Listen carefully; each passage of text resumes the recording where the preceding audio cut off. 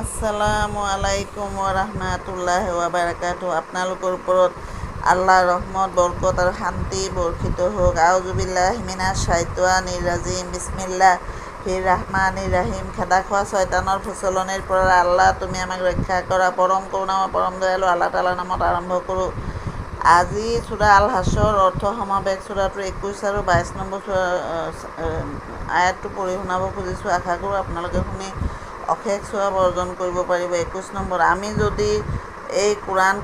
মই যদি এই কোৰাণ কোনো পৰ্বতৰ ওপৰত অৱতীৰ্ণ কৰিলোহেঁতেন, তেনেহ'লে তুমি দেখিলাহেঁতেন যে আল্লাহৰ ভয়ত পৰ্বতখন দবি গৈছে আৰু ভাঙি ছিঙি চুৰমাৰ হৈ গৈছে।